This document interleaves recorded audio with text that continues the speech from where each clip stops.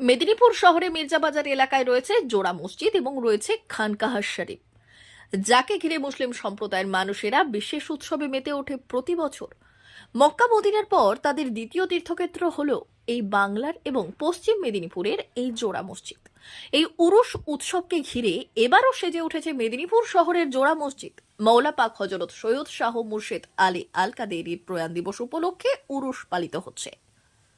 হযরত মোহাম্মদের ৩২তম ও সুফি সাধনার আদিগুরু বড় পীর সাহেব হযরত আব্দুল কাদের জিলানীর ১৯তম বংশধর মৌলা পাক চৌঠা ফাল্গুন প্রয়াত হন। ওই দিনটিতে দেশ বিদেশের মুসলিম সম্প্রদায়ের মানুষ তাদের গুরুকে স্মরণ করেন। ধর্মীয় অনুষ্ঠানে যোগ দিতে বাংলাদেশ থেকে বিশেষ ট্রেনে ধর্মপ্রাণ মানুষেরা মেদিনীপুরে আসেন। মূলত তীর্থযাত্রীদের আনতে ১৯০৩ সাল থেকেই এই বিশেষ ট্রেন পরিষেবা চালু হয়েছে। তবে করোনা পরিস্থিতির কারণে ২ বছর বাংলাদেশ থেকে ট্রেন আসেনি মেদিনীপুরে। যেসব গরিব ধর্মপ্রাণ মানুষ টাকা খরচ করে অনুষ্ঠানে আসতে পারেন না, তাদের জন্যই এই বিশেষ ট্রেনের আয়োজন। উরুস ঘিরে প্রতিবারই উৎসবে মাতে মেদিনীপুর। শুধু মুসলিম সম্প্রদায় নয়, সব ধর্মের মানুষই বিশেষ এই দিনে জোড়া মসজিদে হাজির হন। এই উপলক্ষে ৭ দিন ধরে চলে মেলা। বাংলাদেশ থেকে আসা তীর্থযাত্রীরা ফেরার সময় নানা সামগ্রী কিনে নিয়ে যান। অ্যালুমিনিয়ামের বাসনপত্র, মাদুর, মিষ্টি, জিরা সবই বিক্রি হয়। ক্ষীরের গজা, মিহিদানা হাঁড়ি ভর্তি করে নিয়ে যান বাংলাদেশিরা। উরুসের সময়টাও ভালো ব্যবসা করে হোটেলগুলিও। এই ২-১ দিন হোটেলের ভাড়াও বাড়ে।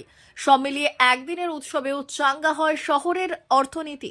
মেদিনীপুর পুরসভার পুরপ্রধান সৌমেন খান বাংলাদেশের পূর্ণার্থীর অভ্যর্থনা জানান ফুল দিয়ে।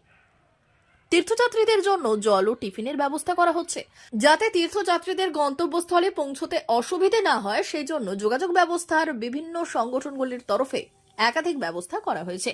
রাজ্যের তরফে মন্ত্রী অরূপ বিশ্বাস আসার কথা রয়েছে। আমরা এখানে আসি ইয়েতে আমার মৌলাপাক নামে খ্যাত হযরত সৈয়দ শাহ মুর্শিদ আলী আল কাদেরী আল জিলি আল বগদাদি আল ইসলাম পাকের উরুস শরীফে, বাৎসরিক উরুস শরীফে আমরা আসছি এবং ১৯০২ সাল থেকে আমরা আসছি।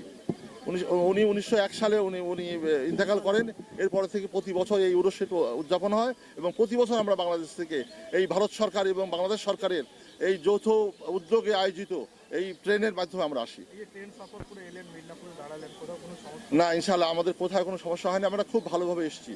আমরা কালকে রাত্রি ১০টায়, ১৪ তারিখ রাত ১০টায় আমরা বাংলাদেশের রাজবাড়ি থেকে ট্রেন ছেড়েছে এবং আমরা গেটেতে ঢুকেছি ১৫ তারিখ সকালে ১০টায় এবং সেখানে ইমিগ্রেশন শেষ করে আমরা খুব নিরাপদে খুব ভালোভাবে এসেছি। আমরা মেদিনীপুর পুরসভা থেকে বাংলার মাননীয় মুখ্যমন্ত্রী মমতা বন্দ্যোপাধ্যায়ের শুভেচ্ছা বার্তা জানিয়েছি এবং আমরা তাদের ফুল, মিষ্টি, জল দিয়ে আপ্যায়ন করেছি যে সমস্ত পুণ্যার্থীরা এসেছেন। এবং এটাই আমাদের বাংলা, এবং আজকে যেন ভারত এবং বাংলাদেশ দুই দেশ এক হয়ে গেল। D news, Medinipur.